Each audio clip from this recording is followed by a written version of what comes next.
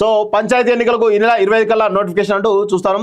రిజర్వేషన్లపై 2 రోజులుగా dedicated commission నుంచి ప్రభుత్వ నివేదిక. పార్టీ పరంగా బీసీలకు 42% కోటా ఇచ్చేందుకు ఇప్పటికే కేబినెట్ నిర్ణయం అంటూ చూస్తాం.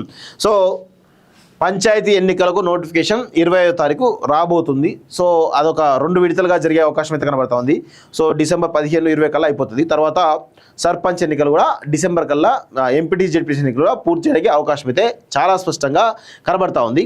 సో ఇప్పుడు జనరల్ అయింది పార్టీ పరంగా 42% రిజర్వేషన్ ఇవ్వనట్టు తెలుస్తోంది. గతంలో డెడికేటెడ్ కమిషన్ ఏవైతే రిజర్వేషన్ ఇచ్చిందో ఆ రిజర్వేషన్లే పార్టీ పరంగా అమలు చేస్తున్నట్టుగా చాలా స్పష్టంగా అర్థమవుతోంది.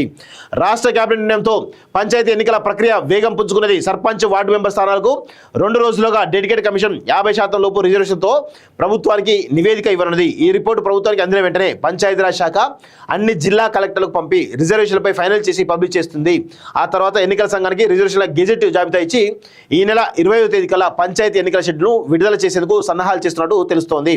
హైకోర్టు మధ్యంతర ఉత్తర్వుల నేపథ్యంలో ఇటీవల రాష్ట్ర ఎన్నికల సంఘం 50% లోపు రిజర్వేషన్ల జాబితా ఉండేలా ఇవ్వాలని రాష్ట్ర ప్రభుత్వానికి లేఖ రాసింది. ఈ మేరకు రిజర్వేషన్ ఖరారు చేసి పంపిస్తామని ఎన్నికల సంఘానికి స్పష్టం చేసినట్టు చూస్తా ఉన్నాం.